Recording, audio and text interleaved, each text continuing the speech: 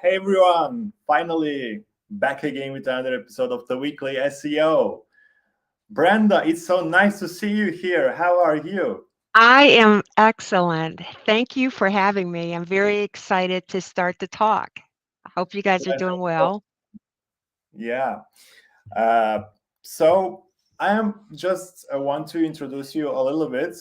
Brenda is a technical SEO strategist at Advanced Local. If I don't miss something, for almost 4 years you are in the SEO industry, and you started pretty like you s- you just did a different change in your life, and it's really amazing. This inspired me, and I guess it will inspire a lot of us, especially the topic you want to cover today is really insightful.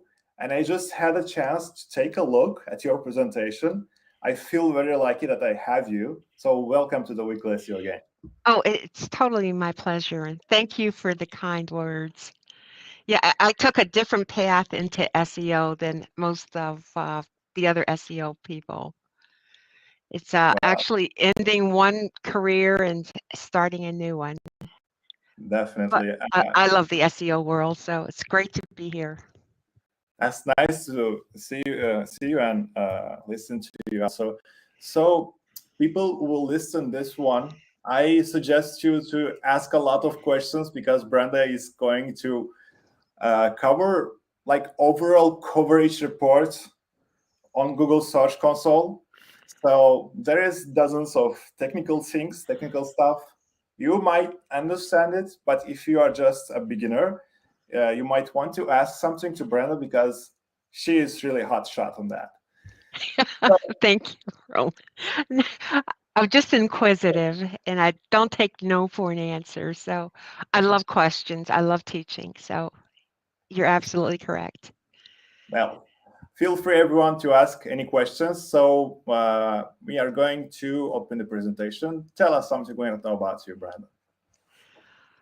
Okay, hello. I am Brenda Malone. I am ending 5 years ago, I ended a 25-year career in government in Ohio. It's in the United States. First of all, I need to backtrack. If I'm a little raspy, I apologize. I'm still suffering the effects of getting COVID for the third time, so I'm a little low on oxygen. So maybe a little raspy, and I apologize for that. But 5 years ago, when I retired from the government career, a good friend of mine who was running a WordPress meetup, they needed someone to help them at the ad agency for SEO. And since I already had the technical background, we thought it may be a good fit. And that started my world into technical SEO. And it's been a whirlwind of 5 years. We deal with hundreds of clients, and I am the only technical SEO person there. So I kind of oversee a couple hundred of our client websites on the technical SEO end. So there's pretty much nothing I haven't seen as far as CMSs and implementing SEO. So if you also have any questions there, feel free. I'm a member of the Women in Tech SEO community, the best community. I'm sorry for those of you guys who aren't allowed in it. You're missing. Well, we miss a lot of things. Yes, you do. I'm But really you lucky. gain a lot because we share our experiences and our knowledge. So everybody wins. And Yeah. I also administer the Dumb SEO Questions Facebook group, along with a lot of other SEO experts. It's a fun group. So pop over. And I share a home in Ohio with our 6 cats and our one dog who is a cat dog. So Oh my gosh. that's me. Six cats. There Wow. they are. Here are my fun facts. At the government, I worked in a police department for over 10 years. So I bring a lot of knowledge of the law to my presentation. So watch out. And Yeah. while I was there, they transitioned me to a grant writer where I brought in over nearly $3.5, $4 million, and 2 police dogs for free. So my badge 734, it's still active. So I'm a card carrying member of police department. And who says you can't herd cats? We herd our cats on a regular basis. Uh, Skyla, Gizmo, Ezio, Evie, Whiskey, and Leo. And the trick is treats. So anybody who needs any help learning how to herd your cats, I've got the answer for you. Did you think So to open cat shop or something like cat coffee for SEOs? that's a good point. They do stay over my shoulder and watch me all day. So they probably have lessons at night. I've noticed the keyboard is kind of moved around at night. So they're probably teaching their cat kids how. We Yeah, just love animals. So that's our herding cats. they are so beautiful. Okay, if you'd like, I can start the presentation. Yeah, of course. What we are going to cover today is a specific part of the Search Console, and it's the coverage report. The coverage report is the second most valuable item in the SEO console, I believe, and that's where I spend most of my time. Most of the analysts at our agency, they are concerned with the statistics and the up and down graphs, but my forte is getting into that coverage report and seeing what Google sees about your website. We're going to show what Google sees concerning your website. We're going to discuss the best way to use the coverage report, how to automate it, and how often should you check the report. First thing I'd like you to know is that sometimes, during presentations, you guys like to go to the links that I'm mentioning. And all of my links and all of the suggestions that I'm going to have, they are in the link tree. So if you wanted to pop over there, and then you can follow along with the links as they come up, since you can't touch them on the screen. And I'm going to hope you guys have that. It's linktree/coverage_report. Okay, and the first thing you want to do with your site, a new site, or any site is make sure that they are in the Google Search Console. And it's very easy to do. You just navigate search.google.com/search console. You enter in your URL, or it's better to enter in the domain name, but some people freak out because you've got to go and mess with your DNS. So don't worry about that. If you don't want to do your DNS, just enter in your URL and follow the prompts. Google is very helpful. And if you get stuck, this is an excellent video showing how you get into your Google Search Console. And it's the official help from Google for anything to do with the coverage report. And again, these links, they're in the link tree. So if you wanted to go now or later, feel free. But this is an outstanding video from Google. Once you have verified your URL, your website, and you are in console, you'll see that there's lots of things to do, the places you can go. However, our destination is the coverage report. That's where all of the really deep down details that Google is finally sharing with us about how they see your website. And it, as you'll see, it's got 4 tabs: an error tab, valid with warning tab, the green valid tab, and the gray excluded tab. Google will show you exactly how many pages from your website it sees and it recognizes and what category it puts it in. The first category is the error, and that's the crucial problems that you need to fix right away because it probably is a server error. And if you've got a server error, Google can't and will not come back and visit your site. The robots will just exit and not come back until you fix it. So if you have any errors, address those immediately. The second is the gold box, the valid with warnings. And Google is saying that your page may or may not be indexed because there is a problem, but you need to go and see what that problem is. The third one is valid. This is the ultimate. This is what you want. You want all of your pages that you want to be indexed to appear in the valid column.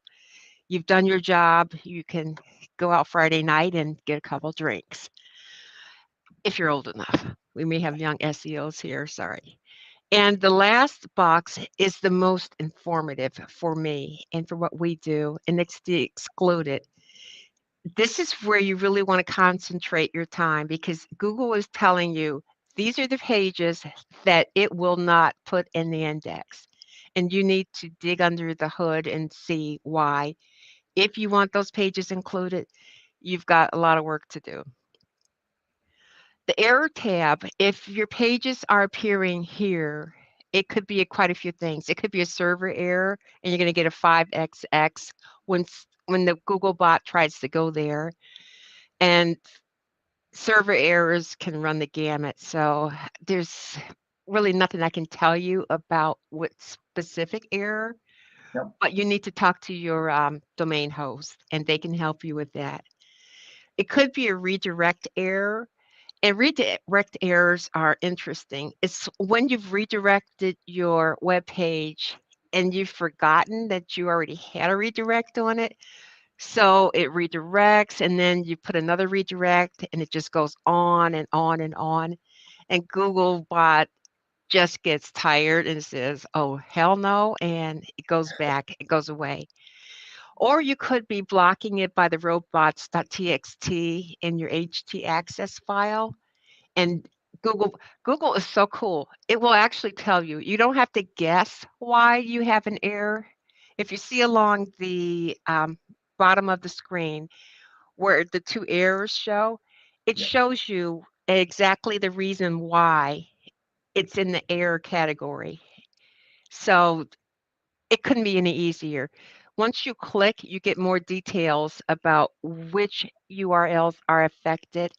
So you can personally go and visit the back end of your website and see what the problem is. But errors, that should be a pun intended, red flag to address those right away, or else the Google bot's not going to come back and you're not going to get indexed or stay indexed. The next tab is the valid with warnings. This one's not too bad. Google's saying, yeah, we may have put your page in the index, but we don't know if you really wanted it in the index because we've got conflicting advice from you. Your robots.txt file said, don't put it in. But on your page, we can't get to the page to have the robot read what you really want to do with that page. And to compound matters, other pages in your site have linked back to that page. So Googlebot is totally confused. It's like, do you want us to follow the links to this page or do you want us to not go to this page? So it's a warning. It's like, listen, get your stuff together. Either remove the robots or remove the links to the page and figure it out. This yellow tab, it's kind of important, but it's the lowest man on the totem pole, actually. And the green valid is Eureka. You have submitted your URLs in your XML sitemap. Google has read it, loved it, validated, visited the pages, found the pages were worthy of being indexed. And that's another thing most people don't know. Google has never, ever, ever guaranteed to put every page that you create in the index. It's an honor, actually, to be in the index. You have to earn that right.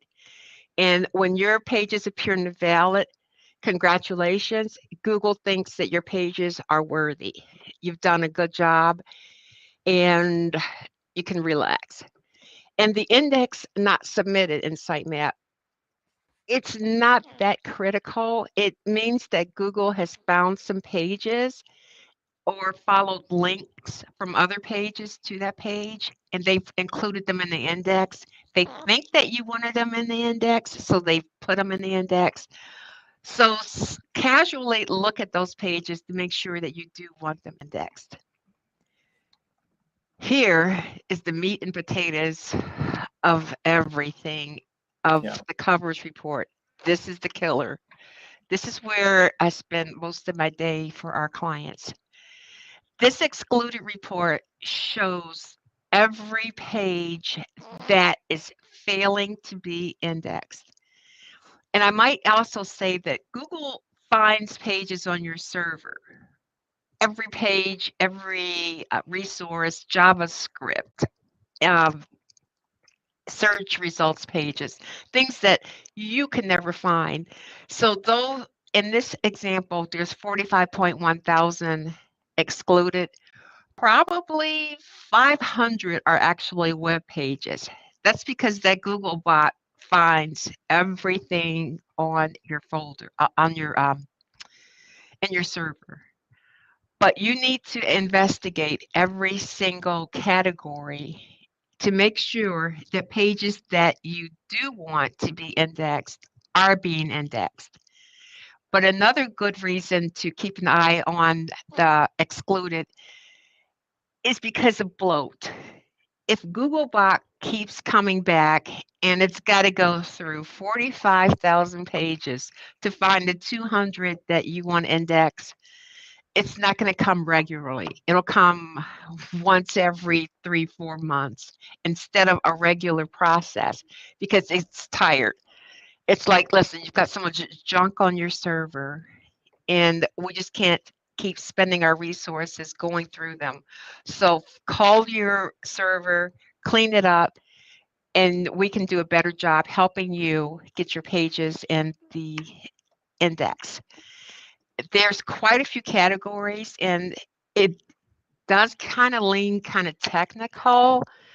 I know when I first started, it took me a couple of months to really get my head around what each of these categories mean, but the more you work with it, the more you'll understand. And you may never see these. This is just all of the reasons why your pages could not be indexed, but you may never see any or all of these.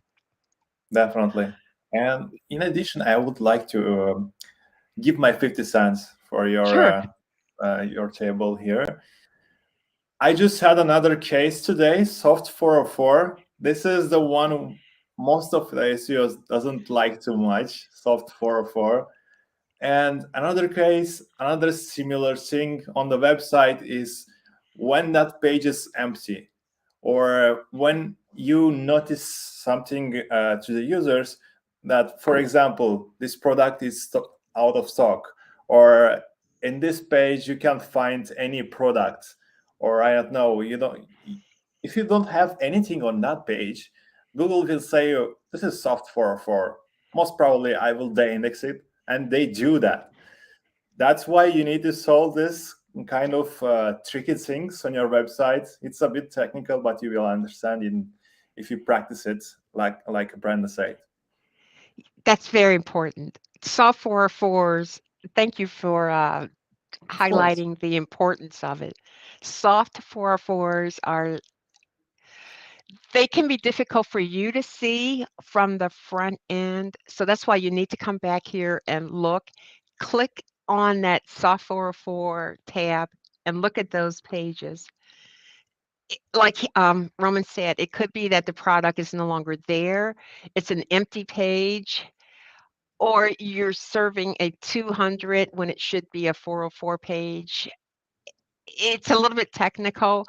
Hopefully, I'll talk a little bit more about that later. But soft 404s, wow, they are very difficult to diagnose on your own. So thank Definitely. you, Google and Googlebot and Roman, for bringing that to our attention.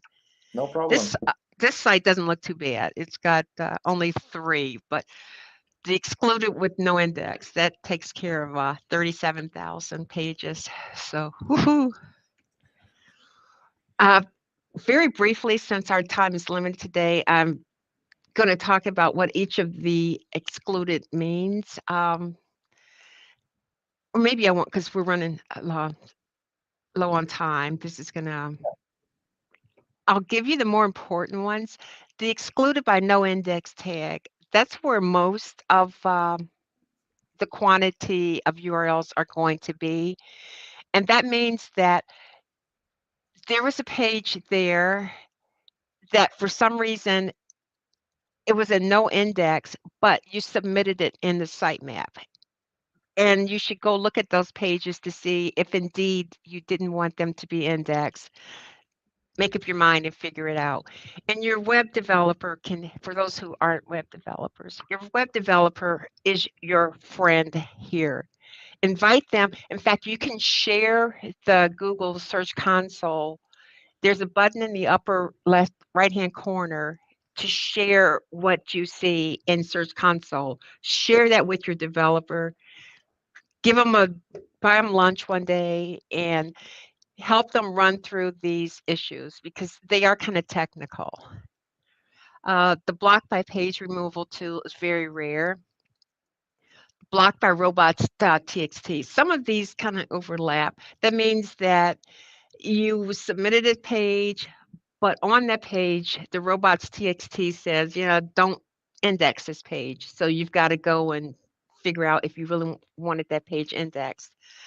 The 401s, I've never seen one, and I've been doing this for 5 years and hundreds of sites, never seen a 401. Crawl anomaly could be anything, anything that Google doesn't understand to fit in any other category, it throws in that crawl anomaly. And you just have to click and look and see if there's a pattern. Search Console is all about finding patterns because you won't necessarily want to look at each page. Like when there's 42,000, you look for patterns. Maybe there's a template file that you can fix up. So if your site's pretty large, just look to see if all of the pages in the blog post are not being indexed. Maybe you've told Yoast don't index posts. It could be something that simple. The crawled currently not indexed. Google's saying, hey, we've been to the page. We know it's there. We don't care about it yet. It's not important. So we may be back. If you go and fix up the page, make it more important, make it more interesting for your visitors, we may indeed index it. Discovered currently not indexed is the same thing. They know about it, but the site was overloaded and they didn't have a chance to really investigate it. So you're not going to get that page in the index. The canonicals, they're interesting, but you only really want to care about those if you're doing like a big content audit. And these things are critical when you're doing content audits because canonicals will waste up robot time if you have 2 pages and the robot's got to figure out which one is more important. You make that decision. You tell Google, this is the more important page of the 2 that may be similar. And the duplicate, when Google chooses a different canonical, that's when Google has decided. I'm sorry, I'm getting Teams messages. That's okay.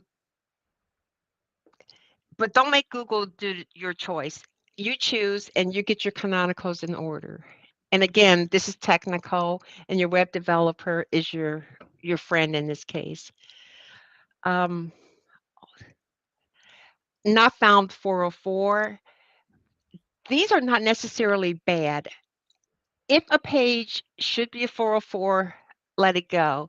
But you want to briefly look in this column to make sure that they should be 404s.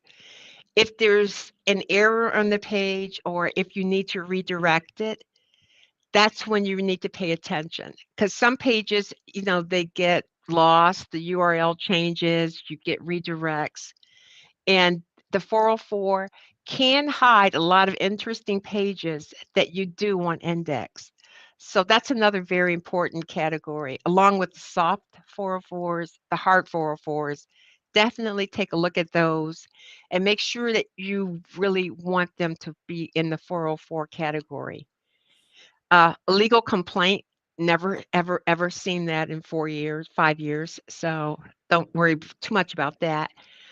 The page with the redirect. Naturally, if a page has been told to redirect to another page, Google's not going to put it in the index. Oh, you've already said this is a stupid, unimportant page. So Google won't put it in the index if you don't think it's in the index. It should be in the index.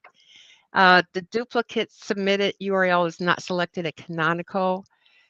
This could be the case of you got a lot of duplicate content, thin content that Google doesn't really know what you want to do with it, so it just throws it in this category.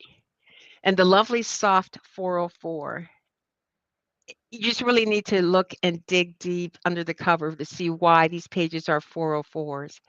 And if you soft 404s. If it's an empty page, if it's a product that's no longer in stock, make it a true 404 and don't let it resolve to a 200 page good.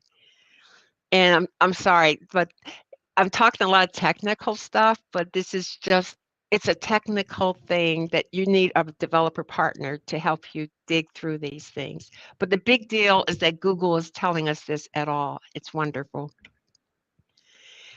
There's a video that this lovely guy did. He is fantastic. He walks you through every error. He not only does he talk about it, he takes you to his site and he fixes every error while you look over his shoulder. Highly recommend it. He talks in normal people speak, not technical jargon. Whether you have a WordPress or a Joomla or a any kind of site, he walks through actually how to fix what you see. And so it's about an hour long. Highly recommend this for especially the non-technical people because he breaks it down and something I don't have time to do right now. Back in 2019, November 2019, Google had their first, it was a webmasters conference out in California. It was the first one in a while. So I was in attendance and there was a lot of other uh, really famous SEOs were in attendance. And we all swooped down on the various SEO representatives from Google to say, listen, we love Search Console, but it only gives us 1,000 URLs for each category. We need more. Our sites have hundreds of thousands of pages, millions of pages. We need more from Search Console than just being stuck at the 1,000 page limit. And that was in November of 2019. And I've got a funny story. My daughter went with me out to San Francisco. On the plane back, there was person and she kept coughing and coughing and coughing. Fast forward 4 weeks later, my daughter had COVID. So we think that my daughter was patient zero for Ohio, bringing back COVID from San Francisco in November 2019. Never forget that trip. So Glenn Gabe took it upon himself to be the ambassador to keep pestering Google to give us more. And he even did a Twitter survey to ask SEOs, what would you like to see from Search Console? And 58% says we've got to have an API so that we can automate the things that are in Search Console. It's getting time consuming. We have to click on every tab and we can only download 1,000 URLs. This is some old shit. So let's come on, Google, you can do better. And that was in, as I recall, this was in February. Yeah. February of last year, I think he just kept pestering Google and the heavens opened up. Really? Hallelujah. This was a great day around the world for technical SEOs because Google on January 31st of this year, they listened to all of the SEOs and they released a URL inspection tool application protocol interface. And that means that we can finally automate what we see in Search Console and throw it into our favorite tool, download everything that Google sees about our sites in specific categories, take it, mold it, and make it easy to read, put it in fancy graphs. This was a wonderful day. And I think even Roman and Adam, you guys did a brief talk about how wonderful this was. I think you had it a few weeks ago. Yeah. Everybody was this is like Christmas all over again for the SEO world. And everybody jumped on board immediately. I think one of the first solutions was from Screaming Frog. Screaming Frog it's on my desk. I run it all day, every day. Screaming Frog crawls the site and tells you everything that's wrong with it. So Screaming Frog, they jumped on it, grabbed that API, and now you can connect Search Console with Screaming Frog and bring down everything that was previously only in the coverage report. It's just a beautiful thing. And you can take it, pull it, bring it into Excel, and have at it.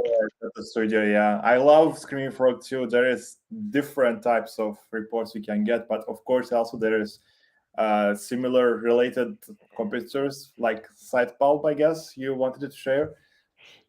Yes, Sitebulb also, and I think a lot of the other large software SEO vendors are going to be jumping on board, but Screaming Frog and Sitebulb were the first.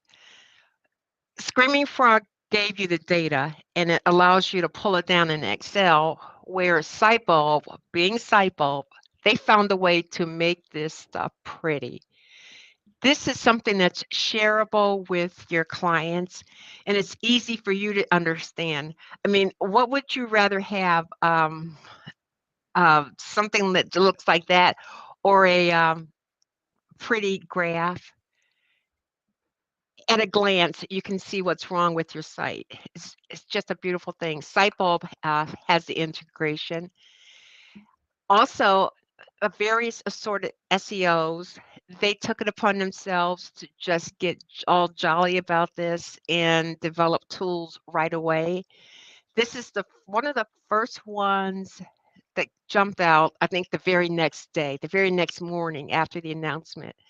And Valentin Pletzer, he developed one where online you take your URLs and you throw them into his box and connect with Search Console.